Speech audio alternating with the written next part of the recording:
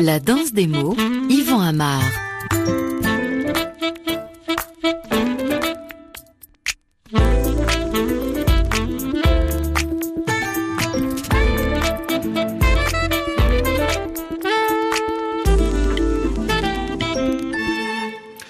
Bonjour et bienvenue dans cette danse des mots qui voudrait très légèrement anticiper et fêter aujourd'hui la fête du livre, une manifestation qui se déroulera samedi prochain, comme cela se fait depuis pas mal d'années maintenant, pour la Saint-Jordi. La Saint-Jordi, c'est la Saint-Georges, mais comme Jordi est le nom catalan qu'on peut donner à Georges et que l'origine de cette fête se situe en Catalogne, pour la Saint-Jordi, on fête la librairie, on fête le livre, et il y a un certain nombre de librairies d'ailleurs qui vont s'associer à cette manifestation pour inviter des auteurs, pour inviter des éditeurs et surtout pour inviter des lecteurs à venir discuter avec tous les gens qui seront présents.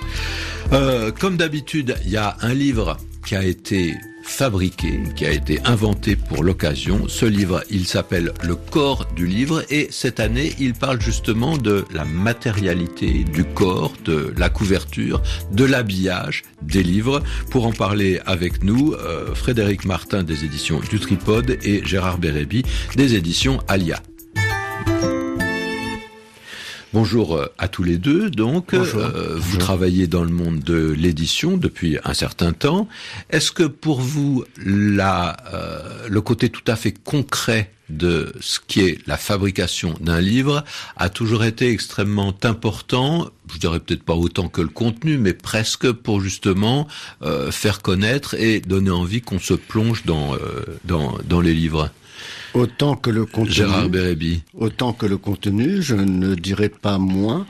C'est-à-dire que il y a le contenu de l'ouvrage, c'est-à-dire la pensée, l'écriture, et il y a ce que l'on pourrait appeler son habillage, sa présentation, la qualité de sa fabrication, et c'est dès le départ des points auxquels j'ai été extrêmement sensible et attentif et qui étaient pour moi le complément de notre identité éditoriale. La spécificité et l'originalité éditoriale d'Alia devait trouver son pendant dans la présentation des ouvrages, c'est-à-dire il nous fallait quelqu'un qui comprenne notre identité et qui puisse la traduire, et en ce sens ne pas la traduire en obéissant à ce qu'on peut appeler l'air du temps, à la mode, au goût du jour, mais au contraire, avec une certaine exigence et un certain savoir-faire, tenter de traduire ce qui était une forme de distinction dans l'orientation éditoriale et de nous créer une identité, c'est-à-dire que nos livres puissent être reconnus. En ce sens, le créateur de la ligne graphique des éditions Alia est Patrick Lebedeff, qui a créé l'image de la maison, c'est-à-dire les couvertures et sur la durée, avec cette exigence, comme je vous l'ai dit, de ne pas céder au goût du jour et aux modes, mais de tenter de trouver un système graphique ouvert qui puisse fonctionner sur la durée, parce que nous ne changeons pas notre type de travail, le profil esthétique, tous les 3 mois.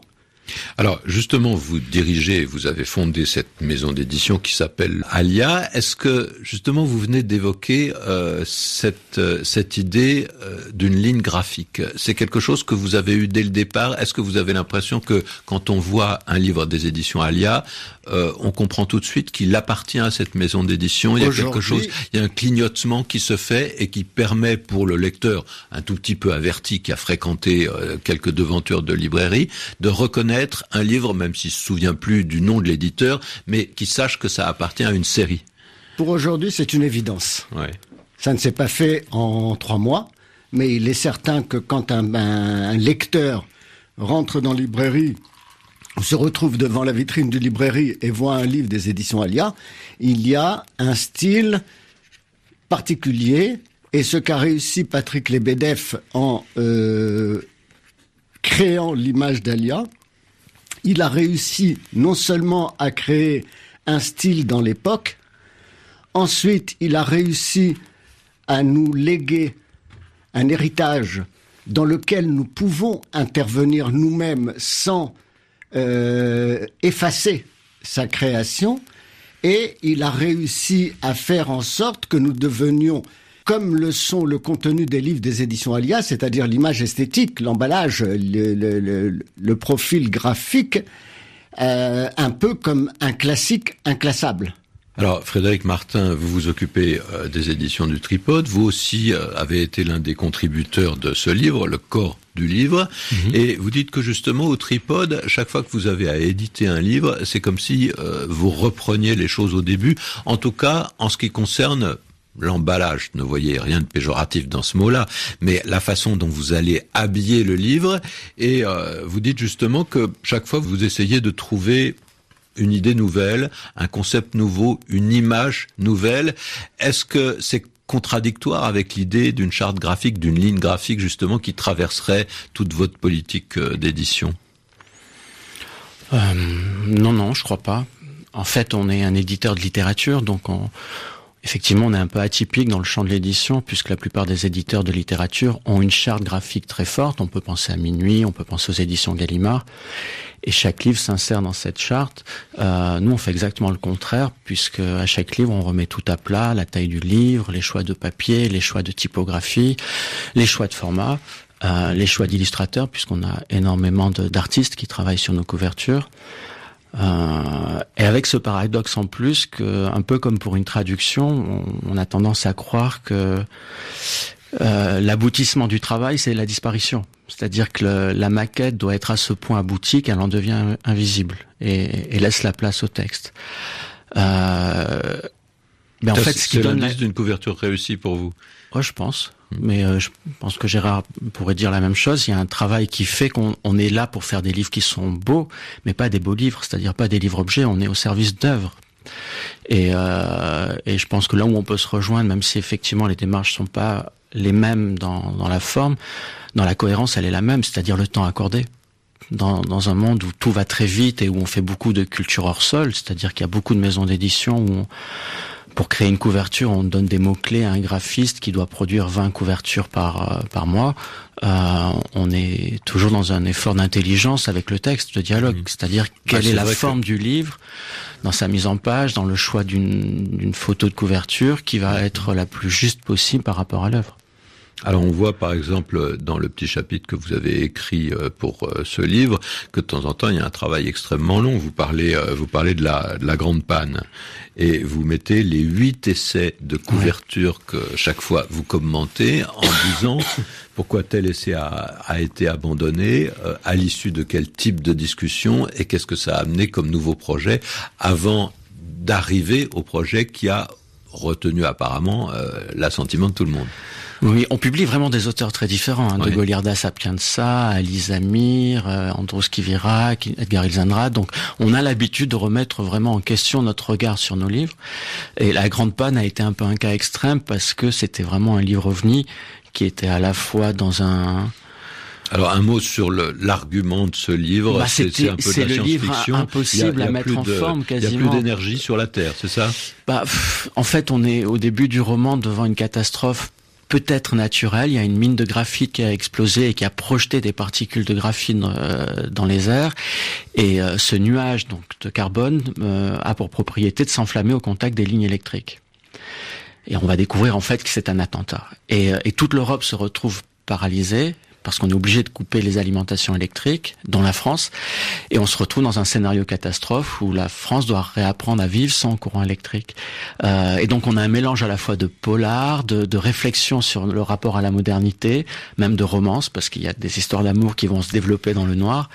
Et c'était pas simple de donner une couverture et une forme à ce livre qui fasse entendre tout ça. On voit en suivant les différentes couvertures qui sont reproduites donc dans cet ouvrage Le corps du livre que chaque fois la graphiste a insisté sur un indice. Tantôt c'est le roman noir, tantôt c'est la romance, tantôt c'est trop dur, tantôt c'est trop tendre et que vous avez du mal à trouver une couverture qui essaye de rassembler tout ça. Oui, alors on a du mal et en même temps on a du bien. C'est-à-dire que c'est jubilatoire d'être amené à questionner une œuvre jusqu'à ce point-là, c'est-à-dire que là où justement un graphiste habituel n'a que 1 heure ou 2 pour trouver la bonne photo et puis vite passer au suivant parce qu'il y a du travail, que ça soit du côté de l'éditeur ou de la graphiste, puisque c'est Juliette Maroni qui a travaillé sur cette couve, qui travaille sur beaucoup de livres de la maison d'édition. C'est comme une traque, on va la trouver, la quintessence du texte. Et effectivement, ça a pris beaucoup de temps pour celui-ci. Ce qui est étonnant, parce que justement, on sait que l'imprimerie et l'édition en général, ça va de plus en plus vite. Les méthodes de fabrication permettent qu'on fabrique un livre beaucoup plus vite aujourd'hui qu'il y a, une génération. Oui, mais on en parlait hors antenne tout à l'heure. Je pense que une des vocations du livre aujourd'hui et une de ses forces, c'est de jouer avec le temps. Moi, j'ai souvent l'impression que les véritables lecteurs de la maison d'édition seront des gamins qui chercheront dans des bacs de bouquinistes dans 50 ans des livres. Alors, je sais pas si on sera encore à l'euro, mais en tout cas à 1 ou 2 euros, oui. Donc, il faut travailler comme ça.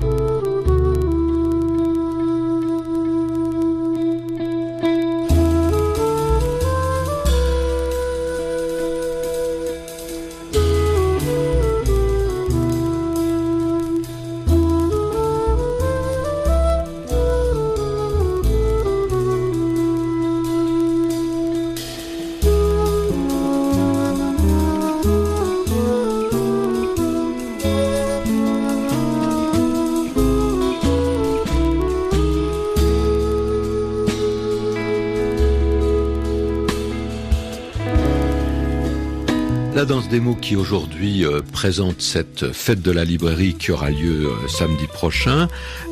Gérard Bérébi, vous qui vous occupez des éditions Alia, vous avez des préoccupations qui sont un petit peu semblables à celles de Frédéric Martin et pourtant des réalisations qui sont assez différentes. À voir les couvertures qui sont reproduites dans ce livre, j'ai très souvent l'impression que vous jouez essentiellement avec la typographie, ou en tout cas que c'est quelque chose de très important pour vous. Les couvertures présentent justement des jeux de lettres, des jeux de police, des jeux de couleurs. C'est fondamental. Le principe même de la création graphique, c'est la typographie. Dans une époque qui produit on ne peut plus de graphistes tous les jours, qui travaillent dans une grande précarité, c'est-à-dire que le nombre de personnes qui font du graphisme en France et ailleurs s'est multiplié, j'allais dire presque à l'infini, alors qu'il y a eu un temps pas trop lointain où un graphiste était un créateur artistique et un graphiste avait ce que l'on appelle l'œil de la lettre. Et alors, qu'est-ce qu'on appelle l'œil de la lettre ?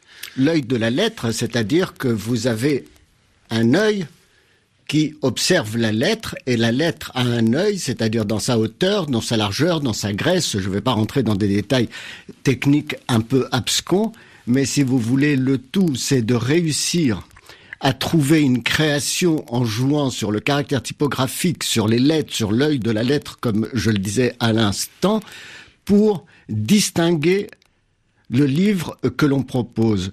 Que le lecteur ne comprenne pas, pour moi, ça n'a aucune espèce d'importance. Ce qui compte, c'est que le lecteur se sente en phase avec ce qu'il regarde et avec ce qu'il va lire. Ce qui m'intéresse, c'est pas que le lecteur comprenne toute la cuisine intérieure de notre travail, mais quand il lit le livre, en dehors de son contenu, puisque nous parlons du graphisme, c'est que quand on lit un livre, on se dit, c'est agréable à lire la page. À partir du moment où la page est agréable à lire, nous, on a gagné le pari. C'est-à-dire, on a réussi à faire quelque chose, mais on n'a pas à exiger d'un lecteur qu'il comprenne tout ce que l'on fait. C'est comme quand vous faites de la cuisine, les gens qui mangent apprécient ce que vous avez cuisiné ou pas. Et après, c'est une autre histoire de savoir le faire. De la même manière, si vous voulez, un livre, quand il arrive comme cela dans nos choix, on est à l'initiative de quelque chose. C'est-à-dire que quand on crée quelque chose, on ne crée pas par rapport au modèle ambiant. On crée par rapport à ce que nous considérons notre goût et notre esthétique. C'est-à-dire qu'un lecteur, un public, ça se viole aussi. C'est-à-dire ça s'éduque, mais des fois ça s'éduque brutalement, parce que nous, on pense que c'est comme ça, et on le propose comme cela. Après, c'est un risque aussi pour l'éditeur que vous êtes. Complètement, mais si on prend pas de risque, autant rester chez soi. je vois pas l'intérêt de tenter quelque chose pour faire ce que fait mon voisin ou ma voisine. Alors, quel est le rôle exact pour vous de la couverture? Bon, c'est un peu vaste comme question, mais dans quelle mesure une couverture doit-elle représenter le livre lui-même, ou l'acte de lire, ou le désir de le lire? Quel est le rapport logique entre couverture et contenu? Je vais vous répondre d'abord dans un premier temps. La création graphique des éditions Alia, qui a été fondée par Patrick Lebedev et dont Daniel Laurent a pris la succession. Daniel Laurent, qui s'occupe des couvertures des éditions Alia depuis plusieurs années maintenant, ne peut pas faire une couverture d'un livre si elle n'a pas lu le livre. Et nous publions des ouvrages dans toutes sortes de domaines, c'est-à-dire nous sommes une maison d'édition généraliste, nous publions aussi bien de la littérature française que de la littérature étrangère, des ouvrages philosophiques, des ouvrages politiques, bref, des ouvrages sur la musique, dans tous les domaines. Et pour faire une couverture, elle a besoin de connaître le contenu et de l'assimiler. Alors, il y a tout ce temps qui est généré par le temps de lecture que l'on peut considérer comme un temps mort, mais la lecture est un temps mort qui génère de la vie. Et à partir du moment où ce temps mort se transforme en temps productif et créatif, chaque couverture, à partir d'une charte imposée, à travers le jeu graphique avec la typographie et à travers l'illustration choisie, donne une sensation de nouveauté alors que nous faisons la même couverture. Qu'est-ce que vous en pensez, Frédéric Martin? Est-ce que la couverture est un précipité du fait de lire le livre? Ça peut être un blason. Je me souviens d'une expérience très précise, c'était L'Art de la joie de Goliarda Sapienza. Livre magnifique, qui a bouleversé vraiment beaucoup de gens en France. Et j'ai mis 3-4 mois pour trouver la couverture, parce que ce texte débordait tellement dans toutes les directions que je n'arrivais pas à trouver une illustration, une photo qui me convienne. Et à un moment, et c'est la première et seule fois où j'ai fait ça, je me suis dit, mais en fait, c'est la photo de l'auteur qu'il faut mettre en couverture. Un peu comme on fait les éditions Tristram avec Arnaud Schmitt. C'est-à-dire qu'il y a un moment où un auteur est tellement incandescent dans son œuvre que même si c'est pas du tout du récit autobiographique et même de l'autofiction, on se retrouve confronté à ce choix-là. Donc ça, c'est un choix fort. C'est-à-dire que faire une couverture, c'est encore une fois pas faire quelque chose de beau, c'est faire quelque chose de juste. Et c'est cette justesse-là qui donne sa beauté au travail. Après, et c'était la première fois que vous mettiez la photographie d'un auteur en couverture? Oui, et je l'ai jamais refait depuis, en fait. Si, une fois, mais bon. Ouais. Et pour Arnaud Schmitt, alors quel était le livre qui présentait? Je me souviens pas d'avoir vu. Ils l'ont fait sur toutes les œuvres, en fait. Ils font les œuvres complètes d'Arnaud Schmitt et toutes en republication. Toutes les éditions, voilà, c'est ça. Mais Bourgoin l'avait déjà fait aussi, ceci dit. Voilà. Après, moi, on passe un temps fou sur ce travail graphique et je pense aussi, comme les éditions Alia, militant de la chose, c'est-à-dire que ce temps consacré protège le livre, lui donne une vraie valeur. Je raconte dans le corps du livre, donc cet ouvrage qui sera offert aux lecteurs qui iront en librairie ce samedi, une anecdote. J'avais lu pour un travail éditorial toutes les éditions qui avaient été faites du Surmal d'Alfred Jarry depuis sa première édition, et je m'étais rendu compte que j'avais lu, il y en avait eu 7 ou 8, et j'avais lu 7 ou 8 livres différents. C'est-à-dire que la forme d'un livre, c'est quand même aussi une proposition éditoriale. Après, c'est là où il faut être modeste aussi. Moi, je suis véritablement rentré en littérature quand j'avais 8-9 ans, en tombant dans un supermarché sur une édition d'occasion de 20 milieux sous les mers de Jules Verne. Et j'ai encore cette édition dans ma bibliothèque, et c'est une couverture absolument hideuse. Qu'est-ce qu'elle représente? C'était une édition livre de poche qui reprenait les gravures originales d'Hetzel, des éditions Hetzel, sauf que pour lui donner un peu plus de dynamisme, ils avaient mis derrière la gravure du hublot, une photo donc en découpage d'un requin blanc. Et c'était grotesque. Et pourtant, c'est ce livre-là que j'ai eu envie d'acheter, et c'est ça qui m'a permis de rentrer dans la littérature. Donc, méfiance.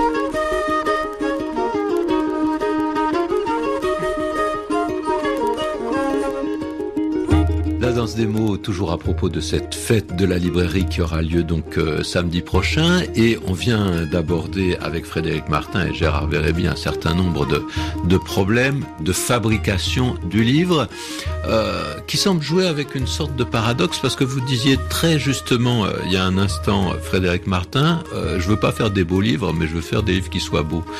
C'est entre cette double proposition que vous essayez de naviguer. Mon maître a été Jean-Jacques Pauvert, qui était un grand éditeur des années 50-60 et qui a vraiment révolutionné l'histoire de la... 70 même, non? En fait, en 68, il se fait racheter et il perd un peu de sa liberté, mais vraiment les années 50-60, il a travaillé avec les plus grands graphistes, Faucheux, Massin, Darche, qui était mon préféré. Les plus grands graphistes, avec aussi des formats de livres très particuliers. Incroyable. Et qui étonnait à l'époque. Oui. Et aujourd'hui parce qu'on avait peu l'habitude d'acheter des livres aussi étroits, aussi longs, aussi bizarres. Oui, il y a des livres qui sont maintenant des livres vraiment de collection que les bibliophiles recherchent avec avidité. Lesquels, et en même par temps, exemple?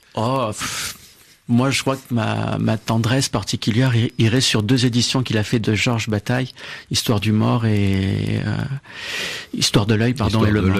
Oui. Ouais, voilà, qui était dans un emboîtage noir. C'est ça, oui. Alors noir pour le mort et pour Histoire de l'œil, c'était dans une espèce de rose. Et il avait un problème d'ailleurs parce que c'était un tissu qui avait moisi avec le temps. Donc si vous avez un emboîtage qui est encore en bon état, il vaut très très cher. Donc voilà, mon héritage, moi, il vient vraiment de là. Et Jean-Jacques Pauvert me disait, il faut faire attention avec un graphiste qui s'empare pas de l'œuvre au détriment de l'œuvre. C'est-à-dire que très souvent dans son travail, il faut pas qu'il vole la vedette. Il ralentissait ou il réfrénait l'inventivité du graphiste pour être sûr qu'elle soit toujours dans la cohérence de l'œuvre. C'est-à-dire que, et c'est le distinguo que je faisais entre un beau livre et un livre beau, à partir du moment où l'objet prend le pas sur la lecture, il y a un problème quand même. Oui, il y a des maquettes qui sont magnifiques à voir esthétiquement. C'est vrai que quand on lit, on le oublie texte n'est plus livre. lisible. Oui. Parce que l'interlignage est trop serré, parce que la justification, c'est-à-dire le nombre de lettres qu'il y a par ligne, est trop grand. Et d'ailleurs, Gérard Bérébi l'évoque dans son texte. Effectivement, avec l'expérience, on s'aperçoit que l'œil fatigue quand la ligne est trop longue. Alors, quel est le rapport justement entre la couverture ou la jaquette et l'intérieur? Parce que là, je m'adresse à vous, Gérard Bérébi, en rappelant justement que très souvent vos couvertures mettent en évidence des lettres et non pas des photos, et non pas des dessins. Il y a donc un rapport intime entre ce qu'on voit sur la couverture et ce qu'on va lire à l'intérieur. Le travail de l'éditeur, c'est aussi de choisir une certaine typographie, une certaine mise en page. C'est-à-dire que la typographie qui est utilisée pour les livres des éditions Alia, que ce soit dans le contenu de l'ouvrage, c'est-à-dire l'intérieur, et d'autre part pour la couverture, sont quasi les mêmes et n'ont pas changé depuis la création de la maison, c'est-à-dire depuis 35 ans maintenant. Ce n'est pas une chose que l'on a fait par caprice, ce n'est pas quelque chose qu'on a fait pour plaire, parce qu'on ne cherche pas à séduire. On cherche à faire passer quelque chose qui nous corresponde. Et de cette manière-là, de tenter de le faire partager. En ce sens, il faut toujours être à l'initiative, c'est-à-dire qu'on ne s'inspire jamais de ce qui existe et de ce qui est fait. On essaye de créer à partir de notre propre expérience et de notre propre activité. Je prends un exemple. Quand Patrick Lebedev a réalisé la couverture, quand j'ai publié le grand œuvre de Leopardi, le philosophe italien, et que j'ai publié son journal de 3000 pages qui s'appelle le Zibaldone, il a tenté cette chose qui a été reprise par de nombreux éditeurs après, mais il a été le premier à le faire, c'est-à-dire il a pris Zib, Al, Don, sur 3 lignes comme ça, et c'était hyper audacieux quand il l'a fait. Depuis, Flammarion l'a repris à l'identique, c'est-à-dire copie, pompe.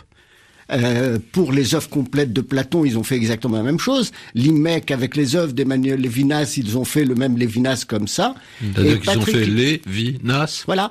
Et Patrick Lebedev, qui était comme on doit l'être, c'est-à-dire qu'on fait un travail de l'ombre, était au service du livre de toute sa carrière, a toujours refusé de signer une couverture. Et la personne qui lui a succédé actuellement, qui est Daniel Oran, a toujours refusé de signer une couverture parce qu'elle considère, comme Patrick Lebedev considérait, qu'elle est au service du livre, donc au service d'un travail de transmission envers un lecteur, et pas du tout dans un travail d'appropriation d'une œuvre, c'est-à-dire au service d'une œuvre. Et le problème qu'il y a aujourd'hui, c'est qu'un graphiste devient aussi important, voire plus important, qu'un auteur, et c'est catastrophique d'en arriver à cette forme de raisonnement, parce qu'il y a substitution, captation d'une œuvre au détriment d'une image, oui, c'est-à-dire de sa représentation. Alors, il y a ce risque-là, il y a le risque inverse quand même que j'expliquais, qui effectivement, et que vous soulignez, ce sont des métiers maintenant qui sont très ingrats parce que pas assez reconnus, y compris financièrement. Et puis je dirais qu'un graphiste, c'est un peu comme le gardien de but, c'est-à-dire que quand il prend pas de but ou qu'il fait pas d'erreur, on n'en parle pas. Et puis quand il y a une bourde, c'est toujours sa faute. Bah écoutez, merci beaucoup Frédéric Martin et Gérard Bérébi d'être venus parler de votre travail d'éditeur et donc d'habilleur et de fabricant de livres à propos de cette fête de la librairie dont je rappelle qu'elle aura lieu samedi prochain dans de très nombreuses librairies de France.